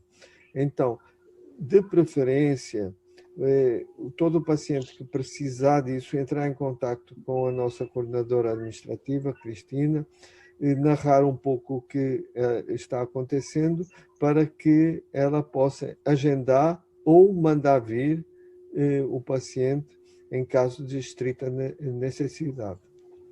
Certo. Ok. Só complementando, Dani, na ortodontia é bem específico, tá? Por isso que eu queria fazer essa complementação.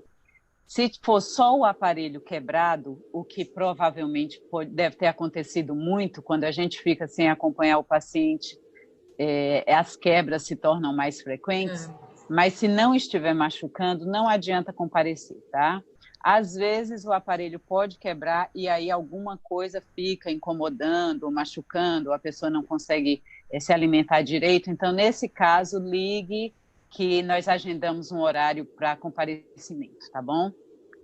Em relação ao nosso retorno, a partir do momento em que for liberado esse retorno, como a maior parte das prefeituras ainda não estão encaminhando os pacientes para o IMIP, nós vamos ter que priorizar os pacientes da região metropolitana, tá? Aí seria interessante que, à medida que esses pacientes de outras cidades soubessem da liberação da prefeitura, né, do transporte, eles entrassem em contato conosco também para que a gente pudesse fazer esse agendamento. Porque fica difícil a gente adivinhar de onde quais as prefeituras que já estão liberando o transporte, o tratamento fora de domicílio. No caso das cirurgias que foram canceladas, o CADEF entra em contato com a família do paciente ou a família entra em contato com o CADEF? É outra pergunta bem recorrente. Neste momento, nós preferimos a segunda opção. Vamos entrar em contato com os pacientes porque nós sabemos qual o tempo melhor para esse paciente ser operado. Então, aqueles que estão precisando mais de ser operados devido a estarem atingindo aquelas idades já limite para serem operados, eles vão ser chamados primeiro. E depois, paulatinamente, a gente vai chamando os outros. Reforço aqui a extrema importância de manterem atualizados os números de telefone de todos os pacientes ou suas famílias, pois só assim a gente poderá fazer a sua convocação. Certo. Tem uma pergunta aqui que eu mesma vou responder, que também várias pessoas perguntaram: quando a Casa Sorri poderá voltar a receber os pacientes do CADEF? Esse é um tema que a gente tem discutido bastante, né? Aqui nessa live nós temos o presidente da Casa Sorri e temos 2 conselheiros, que é Dr. Rui e doutora Dione, que nos apoiam lá nas tomadas de decisão estratégica. E a gente tem conversado muito sobre isso, com muita preocupação, porque a gente quer voltar, está com muita vontade de voltar. A casa está com a estrutura toda pronta para isso, a equipe está preparada, os nossos doadores estão prontos, não deixaram de nos apoiar.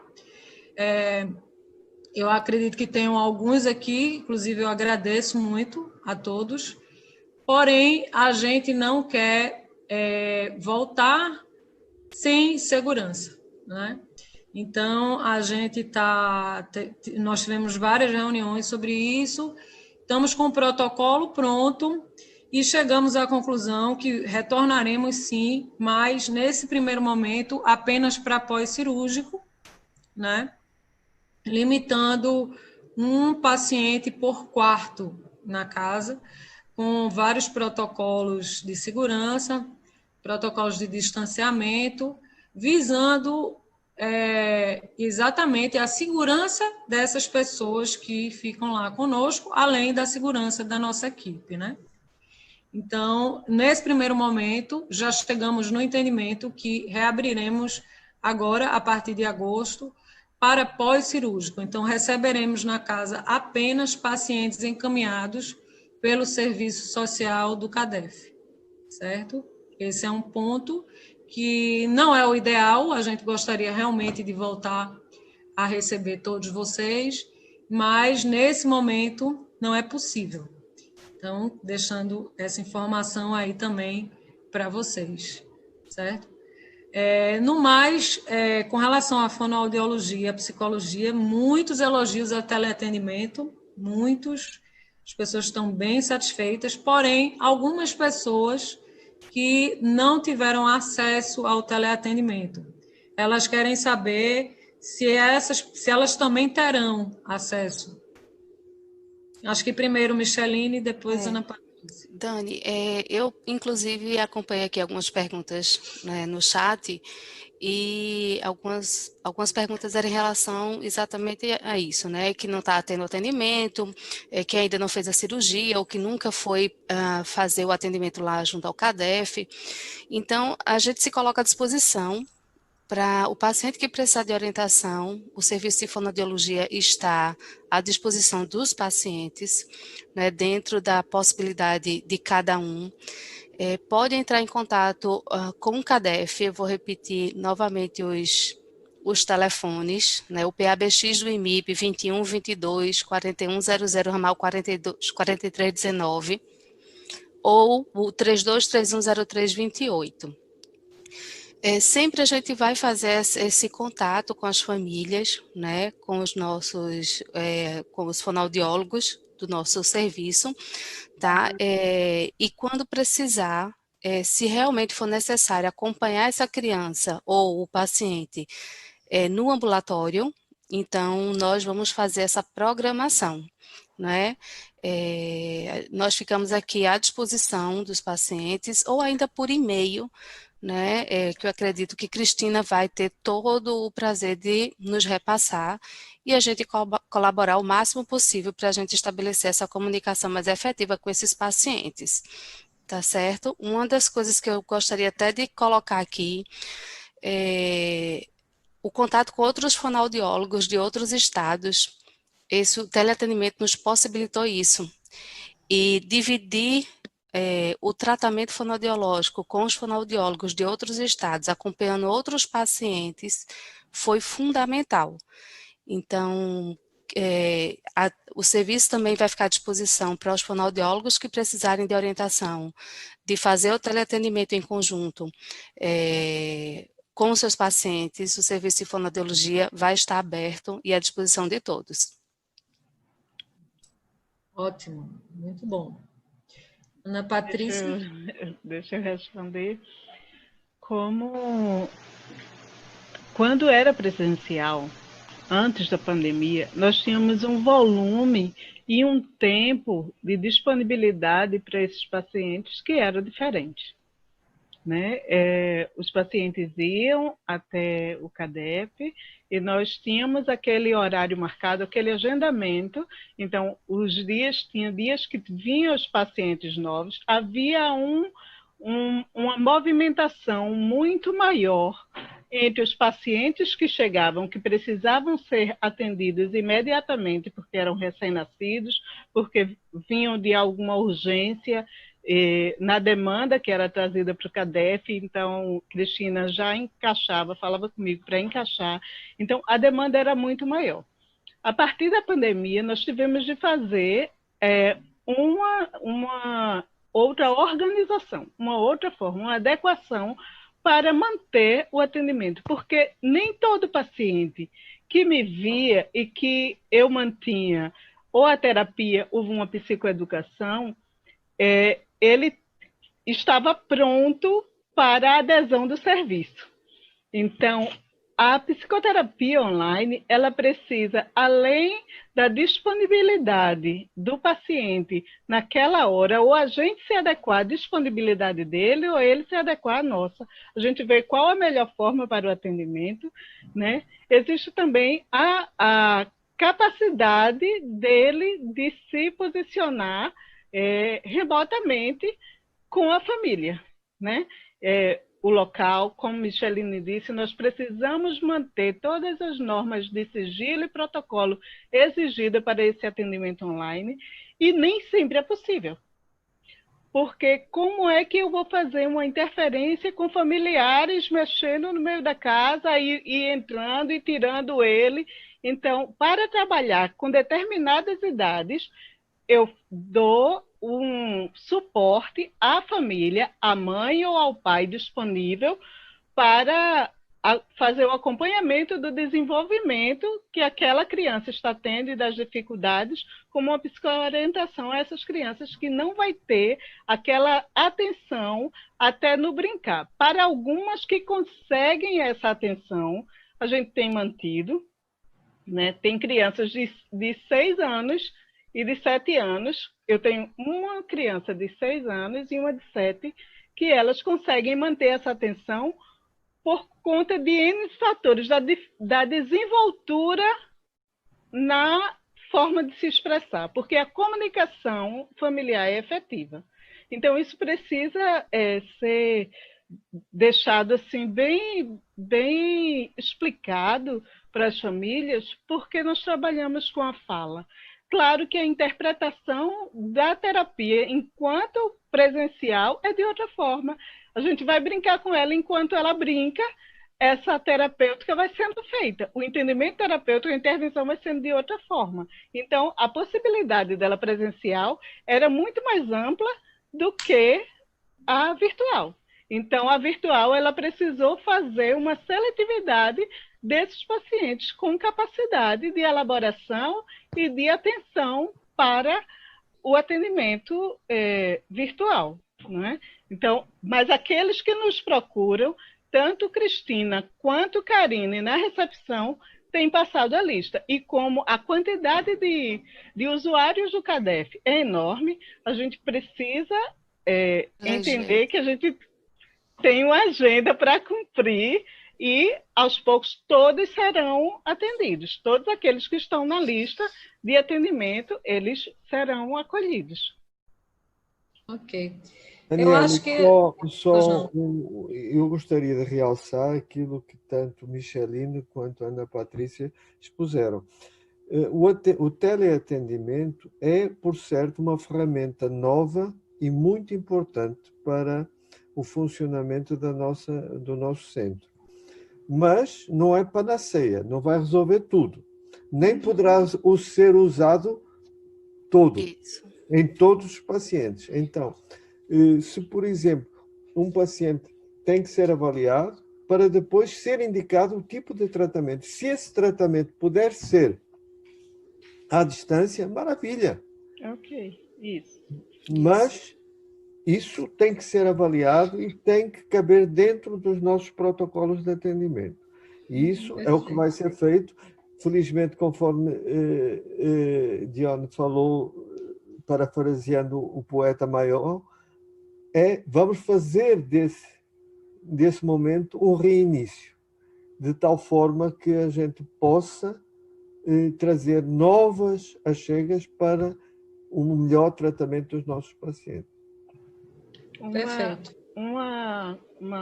Outro detalhe, Dani, é que tem alguns pacientes que eles não se sentem à vontade para fazer através do vídeo, né? E aí eu ligo.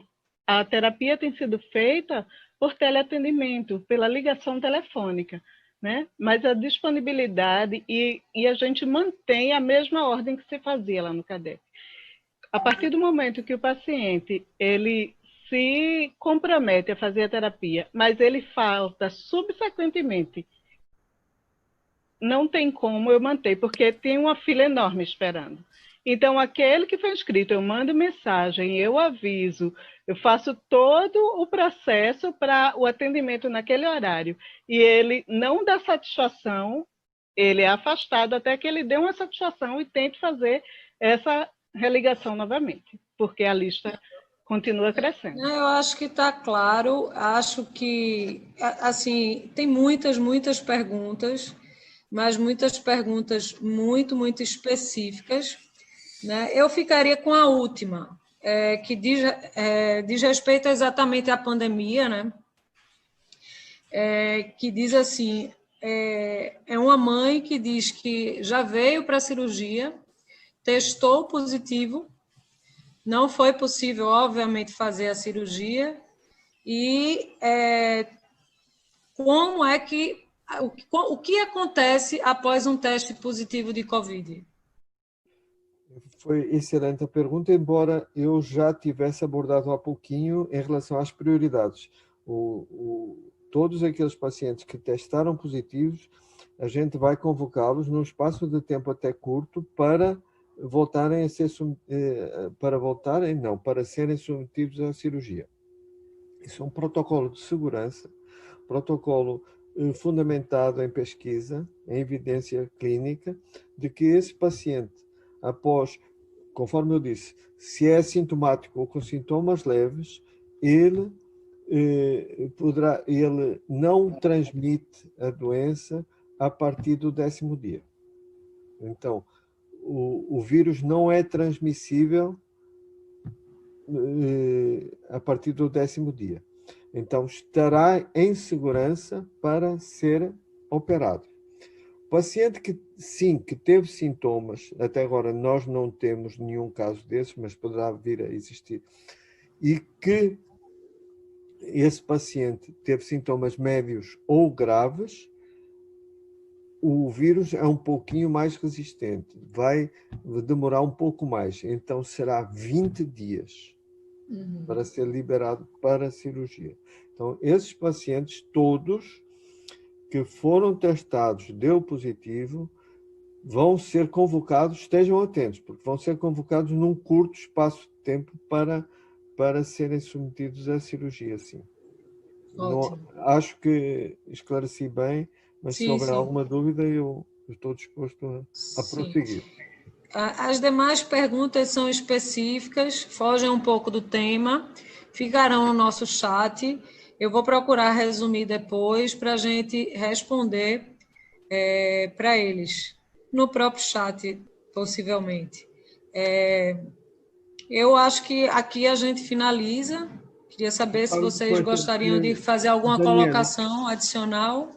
Daniele, eu acho que se você suspender a sessão, quando termina a sessão, o que está no chat, se não for gravado, ele vai desaparecer.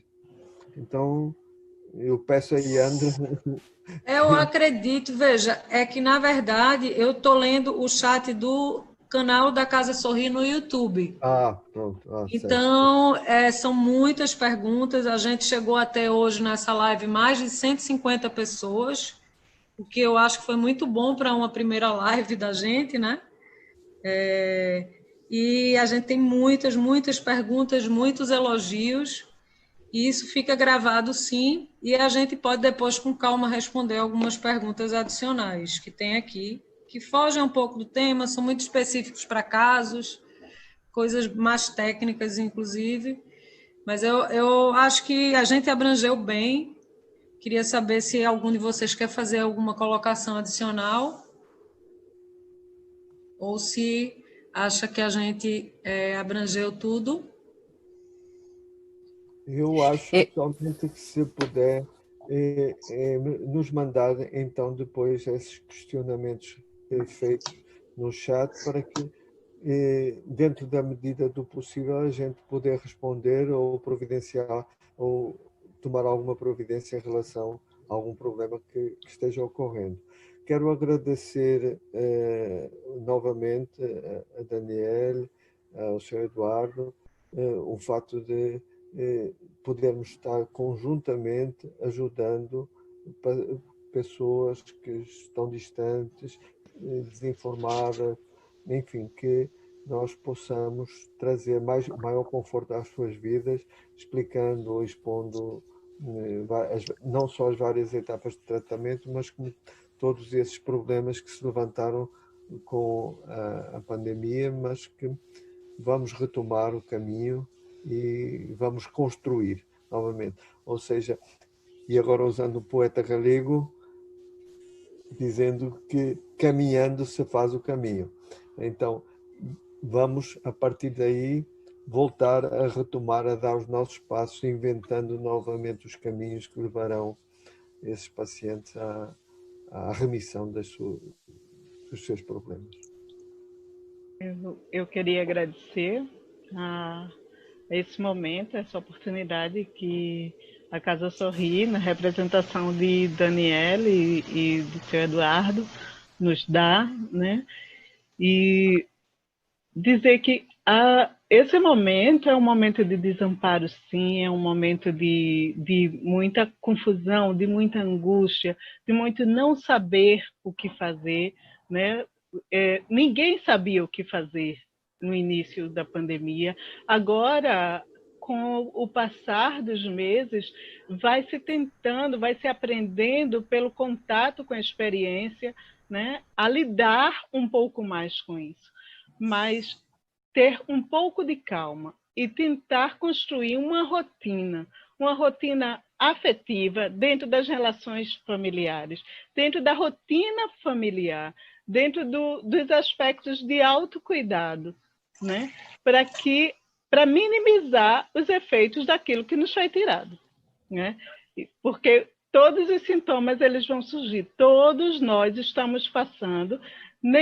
A gente não pode dizer um ditado que foi muito repetido, todos nós estamos no mesmo barco, não estamos, porque cada um tem o seu barquinho, cada um sabe como anda, qual é a situação, né? O que a gente pode ser empático um com o outro, né? Não tem como eu sentir a dor de Micheline, a dor de Dani, a dor de Dione, né? De Dr. Rui, de Eduardo, não tem como saber a dor do outro, mas tem como eu poder acolher e ser solidário. Então, talvez o grande prêmio disso foi o renascimento da solidariedade. De várias formas, essa solidariedade pode ser feita, pode ser experimentada, pode ser vivenciada e ressignificada, dando um sentido novo. Mesmo diante de uma crise, mesmo diante das dificuldades, as diversas maneiras foram possíveis ser feitas para manter essa ligação, esse elo, né? Não deixar com que o distanciamento seja maior do que aquele que já nos impuseram, né? Que essa pandemia nos impôs. Então, sejamos esperançosos, vamos exercitar uma forma da esperança que Rubem Alves já dizia, vamos esperançar, né? Então, boa sorte a todos nós a partir de então. Bem, aproveitando a oportunidade, né, agradecer a todos, foi um momento muito bom, muito rico. A comunicação, ela deve existir sempre em nossas vidas, né, seja ela como for. E estamos nos reaprendendo a nos comunicar através da tecnologia, né, então o carinho, o afeto, ele não muda, a comunicação, ela só muda através do instrumento que a gente está usando para falar. Mas não é só falar, é também ouvir, não é? E isso é fundamental para que a gente possa acolher e abraçar todos. Obrigada e boa noite a todos. Seu Eduardo, quer fazer algum comentário? Ligar o microfone. Um comentário apenas. Imaginem vocês, na época que minha mãe teve Eduardo Mendonça, ele colocou ao mundo todos os problemas que ele tinha, e o velhinho aqui hoje, emocionado, pede ajuda de todos vocês. É muito difícil não viver com um problema desse. Muito difícil. Eu consegui, graças a Deus. E essa menina aí, essa jovem aí, é uma heroína para mim. e tudo vai dar certo. Nós temos um compromisso com os doadores, que é melhorar, e melhorar sempre. E nós vamos lutar por isso, tá bom? Você é um guerreiro, pai. Você é um vencedor. Gente, muito obrigada por tudo, pela disponibilidade de vocês aí em estar conversando com a gente, né? Acho que foi muito esclarecedor, as pessoas estão agradecendo muito por esse momento que a gente dedicou para eles. E pegando um ganchinho de um, ganchinho de outro, foi um momento realmente de resgate, de solidariedade, de afeto, de abraços virtuais, né? Porque a gente passou a abraçar virtualmente. E, assim, eu acho que nesse momento que a gente disponibilizou essas quase 2 horas de diálogo, né? É uma demonstração de amor muito grande para com essas famílias que, como bem disse Ana Patrícia, nós não estamos no mesmo barco delas, né? Eu acredito que o nosso barco é mais robusto, a gente consegue atravessar o mar mais revolto. Existem pessoas bem fragilizadas e a gente conhece bem o perfil dos nossos pacientes. Eles precisam muito da gente, né? E, infelizmente, nós todos fomos atingidos por um raio, né? Que foi essa pandemia. Mas eu também acredito, eu sou muito otimista. Eu acho que a gente vai sair dessa, sim, né? A gente vai sair fortalecido, olhando o mundo de uma maneira diferente, e nós vamos dar continuidade ao nosso trabalho. Quero falar para as famílias que a gente não vai desistir, que a Casa Sorri vai continuar, e que o CADEF também nem se fala, né? O CADEF é uma referência no Brasil, em termos de tratamento de fissura labopalatina, e estamos juntos em prol exatamente dessas famílias e principalmente das pessoas que possuem fissura labopalatina. Então, agradecendo muito a todos vocês, desejando uma boa noite a todos, uma boa noite de descanso. Vamos tentar responder todas as perguntas que aqui ficaram. E, quem sabe, a gente não agenda uma próxima, né? Eu acho que vale a pena, de repente, fazer uma live com temas mais específicos, com perguntas, que a gente tem muitas perguntas aqui que pode até gerar uma outra live, né? Então, gente, muito obrigada, boa noite para vocês e até a próxima. Boa noite, até. Boa noite para todos. Tchau, tchau. Bom descanso. Tchau. Tchau.